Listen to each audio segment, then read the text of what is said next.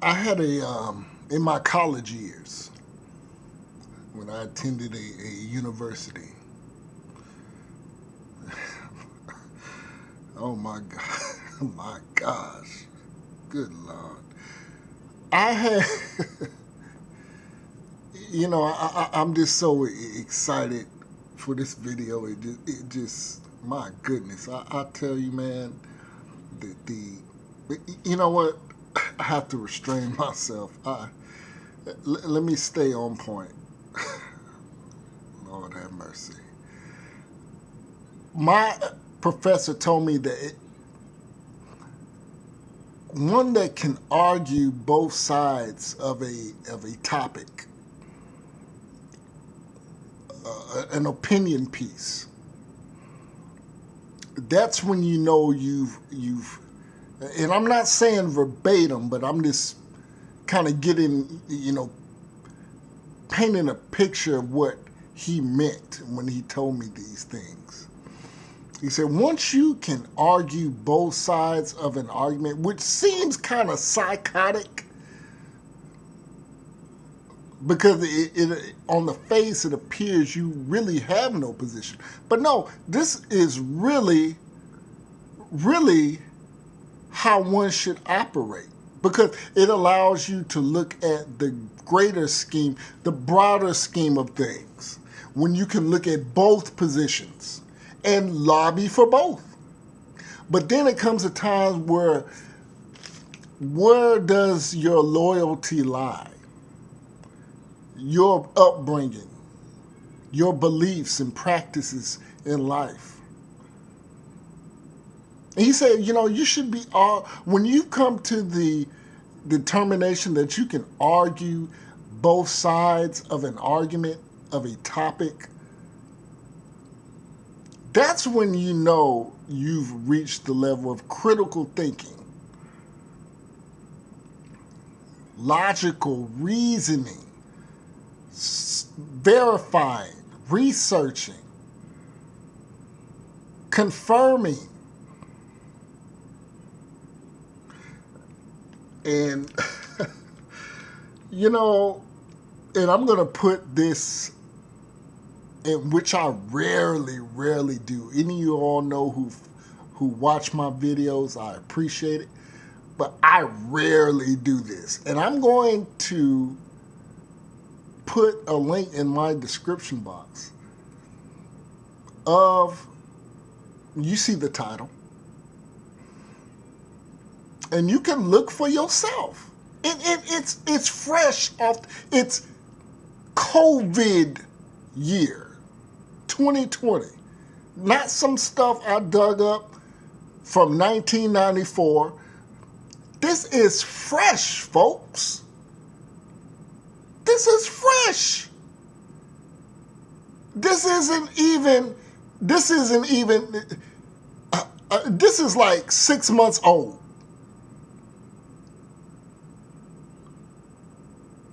COVID information. You ever been in a position where you like, the saying, shooting fish in a barrel. You know how you just feel sorry because you hear someone and their and their arguments and opinions, you like, yeah, I got this. I got this joker right where I want him. Dead aim. Crosshairs. And you kind of feel bad. And I don't go out my way to try to bait people. But there's a lot of things that are being said on social media. A lot of people out here just run your mouth records. That's what I call it. Run your mouth records. And people just running their mouth. And I've said this, look, people are so fixated on a syrup bottle, a pancake syrup bottle. Never mind that there has been over, and this is a conservative amount, within the last 20 years, there's been over 2 million aborted black deaths in America. 2 million potential black lawyers, potential black business owners, potential black doctors, potential black entrepreneurs, potential influencers on culture, American culture, gone. But here we are worried about wow, man, I tell you. You see, sometimes you have to chuckle at the muck and nonsense and just the comedy of what's going on.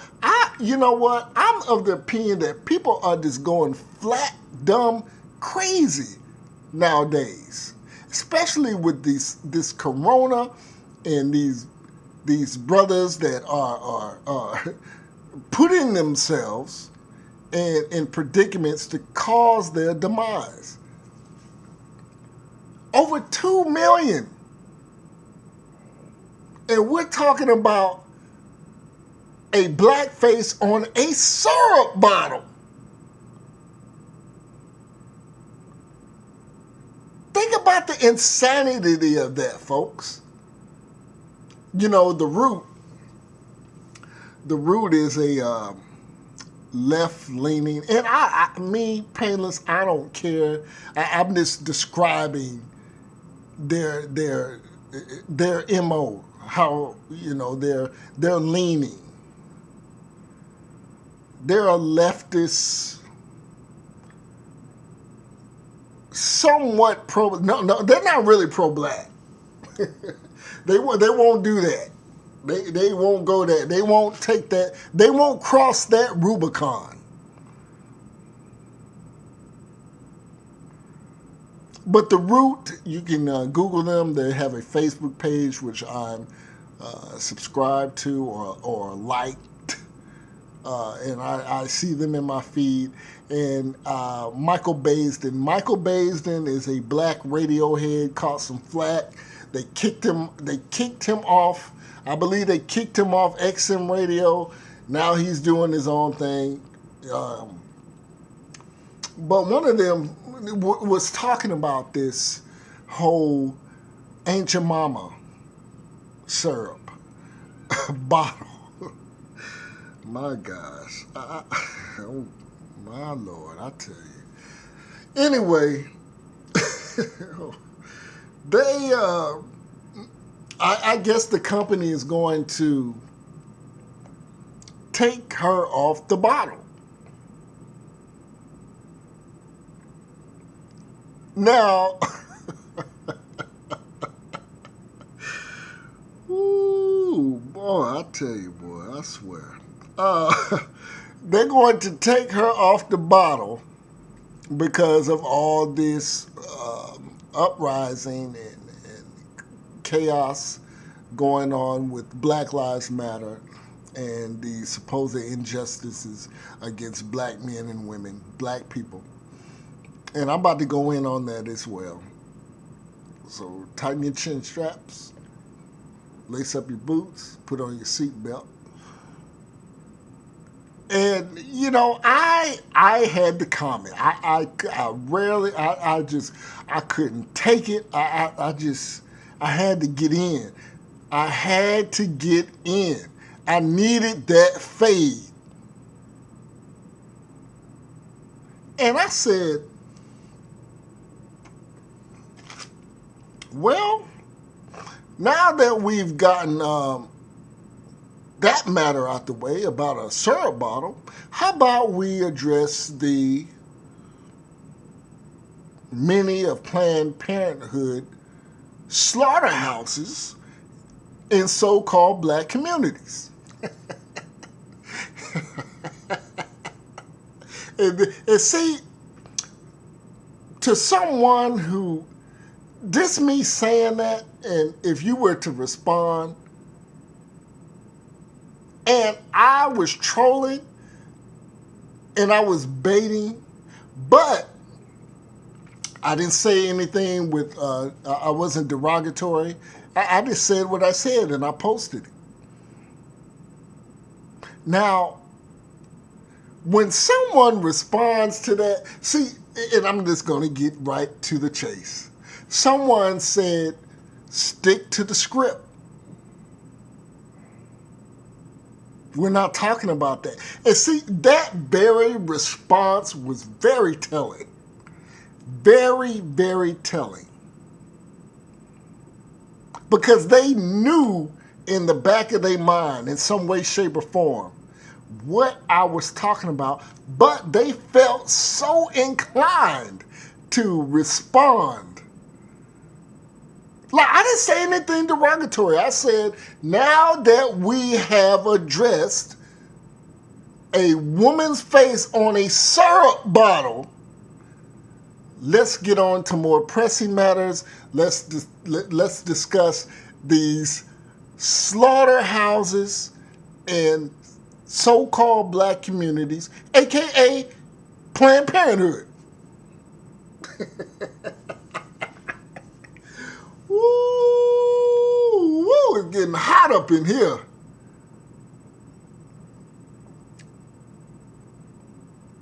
And I told her, I said, well, I'm very much on script. Perhaps you need to go and investigate Margaret Sanger. Now, you all that listen to my videos, Margaret Sanger is the originator, one of the founders of Planned Parenthood.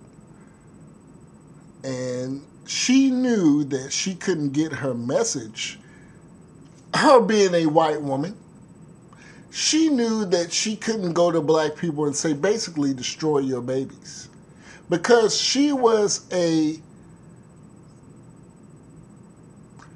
one of those Darwinist survival of the fittest. And she thought that black people were a weak link.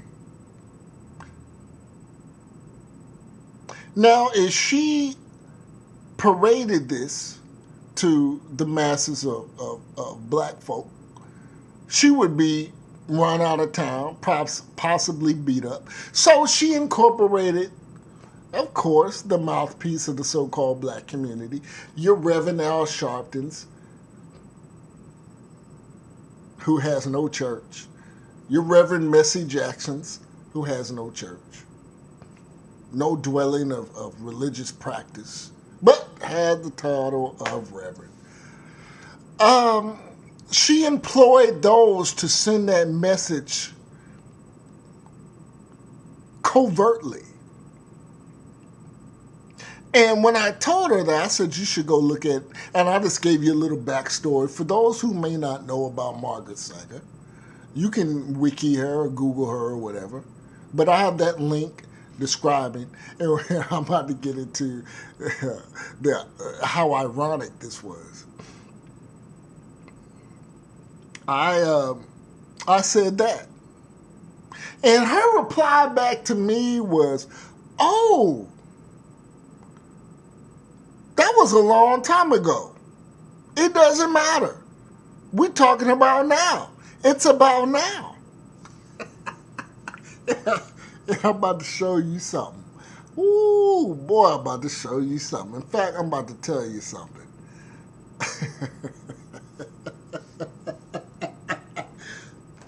I said, well, if that was so long ago, I told her, well, you know those Confederate statues and monuments all across America, namely the southern eastern part of America, up in parts of getting up north, up to Virginia. I said, those monuments were a long time ago as well. But yet you find Negroes, and the reason I presented this to her is because I know her. See, by her, remember I said her very response, by me this saying something simplistic like, hey, we've talked about syrup, let's move on to getting rid of these slaughterhouses that are killing black children. And she responded. So I know her mentality.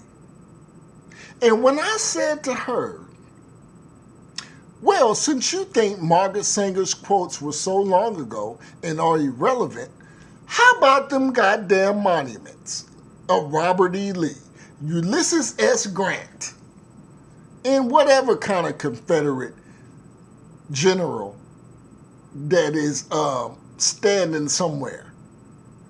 That was a long time ago, but yet you feel the need to knock those statues down.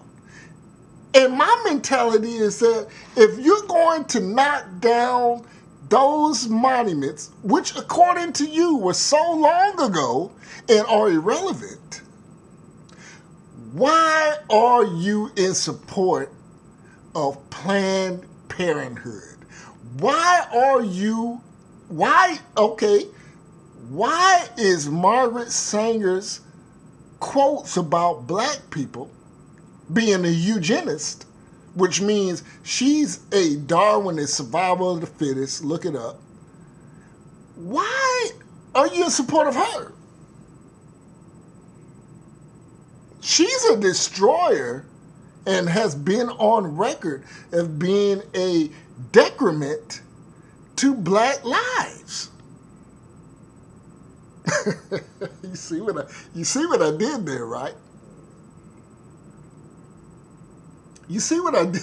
I mean, this is the logic that we're dealing with, folks. This is the logic. And if you don't understand, like, damn, what the fuck is Pamela saying? This, drag that red strip on back and listen again, and do it as many times as you need to.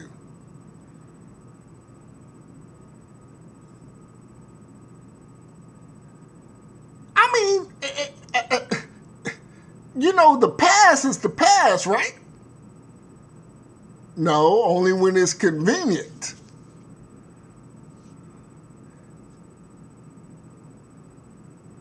And, you know, with this Ain't Your Mama thing, woo, I'm going in, you know. Lord have mercy, I tell you, boy. You know what? That's a damn shame. That's a doggone shame. Let me tell you something about this Ain't Your Mama thing. In the image that black folks, a lot of these black folks have issues with. All of a sudden have issues with. This whole moment situation. I'm in the moment. We're living in a moment. Cancel culture. Doxing. I'm fake mad. I'm crying. Look, you know how many times I done been to Walmart on black folks' side of the town and I done seen Ain't Your Mamas with they hair bonnets, with they pajama pants, and them goddamn lug boots that's leaning to the side. Stop. Don't, you know.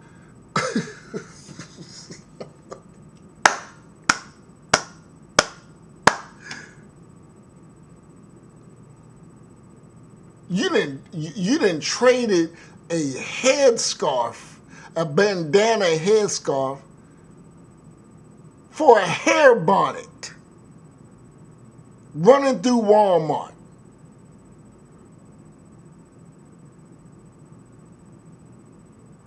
Portraying an image.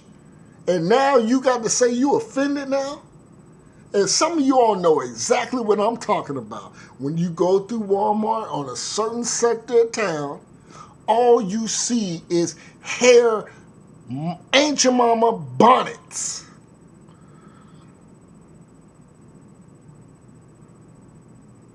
Now you offended? Another story. The Rayshard Brooks. And let me just give a shout out to a brother of mine. He encouraged me to do this video because I go to the gym. Look, I go painless. This is painless is pretty much work, gym, toil around, do content, meal prep, sleep, shower, sleep, up, do the same thing.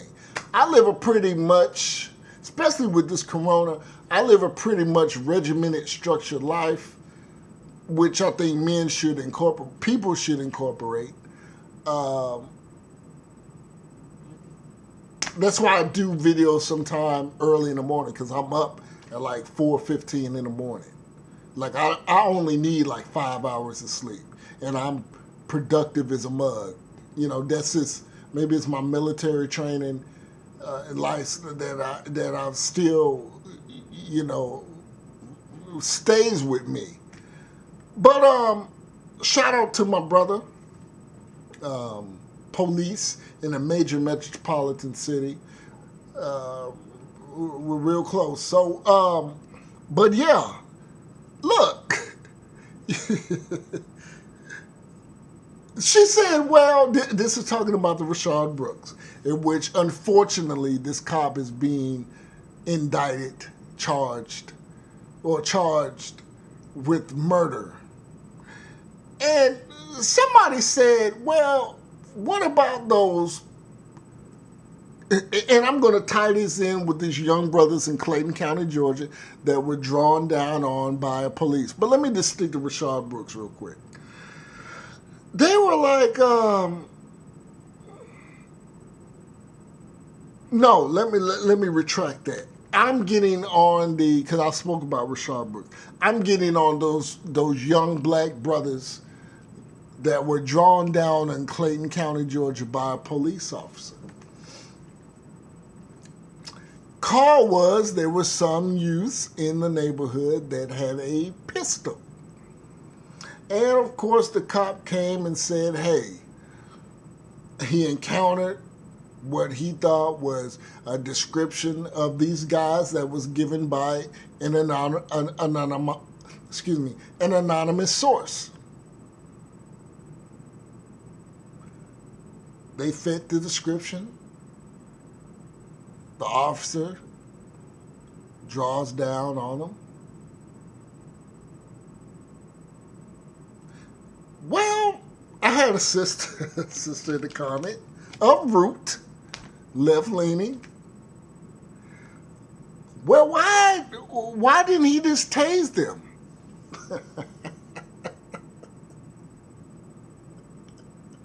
My response was, how do you tase 5 people at once?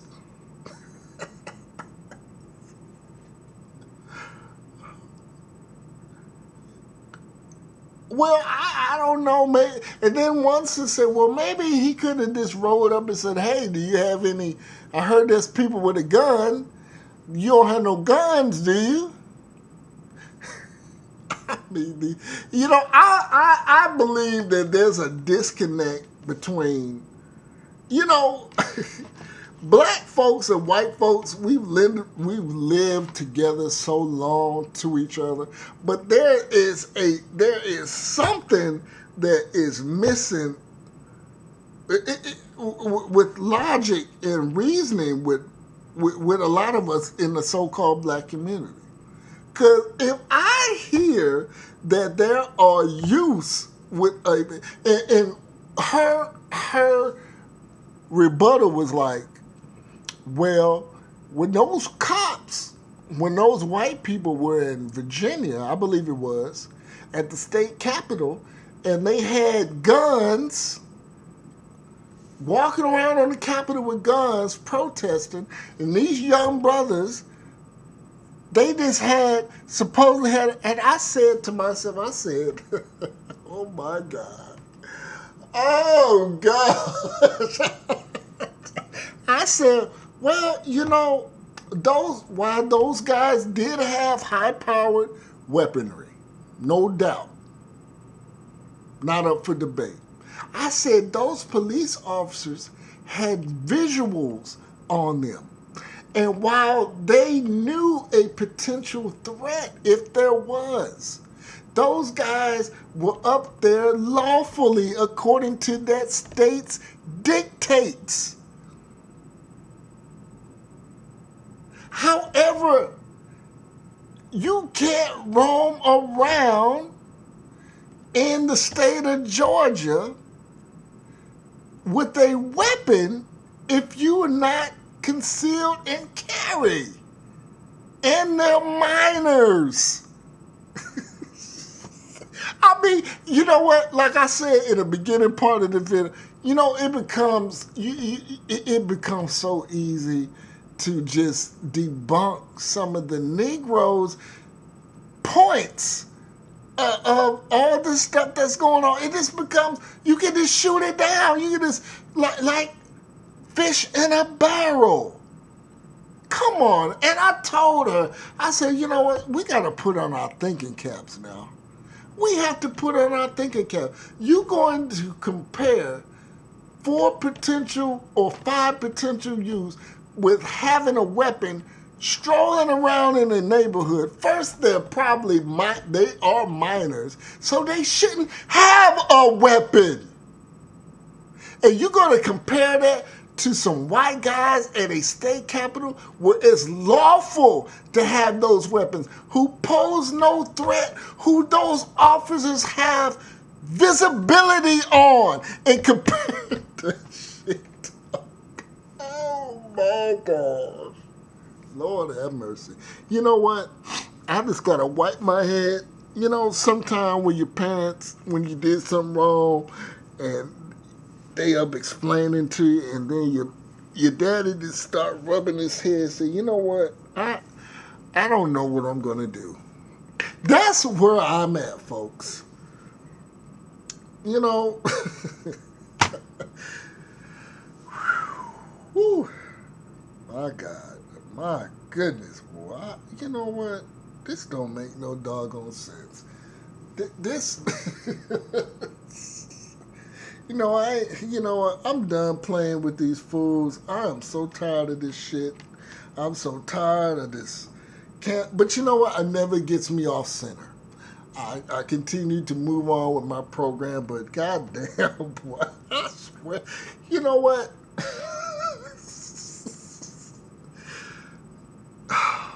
My goodness, boy. This shit. Painless out.